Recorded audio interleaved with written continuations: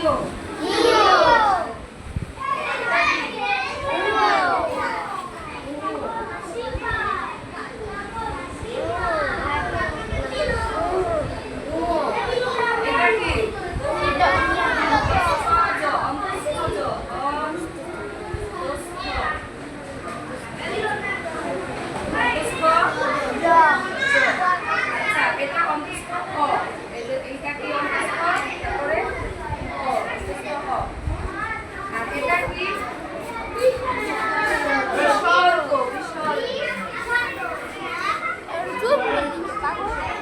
এটার উচ্চারণ কিরকম হয় আমি বলতেছি।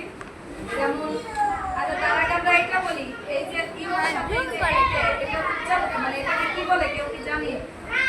আজকে কি জানতে চাই? জি ম্যাম। দুই মাত্রা। এটা হচ্ছে আকৃতি জোড়াকৃতি। এটা হলো জোড়াকৃতি। প্রথমে আমরা একটা আকৃতি দেখাই, আকৃতি কিসের সাথে দেওয়া হয়? এটা কি বকে যদি ক বানাও তাহলে কিভাবে কি দিতে হবে? এই কয়ের সাথে কি লাগবে?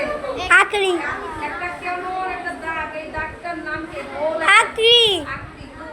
এটা কি আকৃতি? তো আজকে অনেকে জানতে পারলাম যে এটাকে বলে আকৃতি, তাই না? এই আকৃতিটা এইখানে আবার জোড়াকৃতি। এটা কি ইওর সাথে এই যে গোল দুইটা দাগ, এটা হলো জোড়াকৃতি। ওর উপরে এটাকে কি বলে? ওর উপরে এটাকে কি বলে? জানি না এখন, আজকে জানবা। আচ্ছা, ওর উপরে কি এটা? পাগড়ি। পাগড়ি। এখানে জানা কিছু না, এবার আসো, এটাকে বলে কি বিসর্গ। জি ম্যাম। অনেক বর্ণ উচ্চারণে আমরা ইতিমধ্যে জানি, নতুন করে একটা জিনিস মানে বিসর্গের উচ্চারণটা কেমন হবে? যেমন লয় রসিকদার দুধ দিয়া এই দিক থেকে দেখো তো জোড়া এদিক থেকে। রসিকদার দুধ। এখন আমরা বিসর্গ দিলাম, এখন আমরা খ দিলাম। এটার উচ্চারণটা কি? দুঃখ। দুঃখ মানে এই খটা ডাবল হয়ে যায়। এইটা থাকা মানে পরের বর্ণটা ডাবল উচ্চারণ হবে, ডাবল উচ্চারণ হবে। যেমন আরো কয়েকটা শব্দ, যেমন দুইবার। দুইবার উচ্চারণ। আমরা স্বাভাবিকভাবে এটাকে কি বলি? পুরানি। কিন্তু এটার আসল একটা নাম আছে, সেটা হলো চৈতন।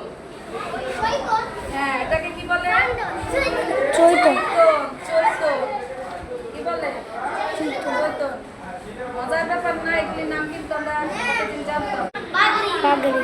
এটা হলো আকৃতি আর এটা হলো জোড়াকৃতি, জোড়াকৃতি।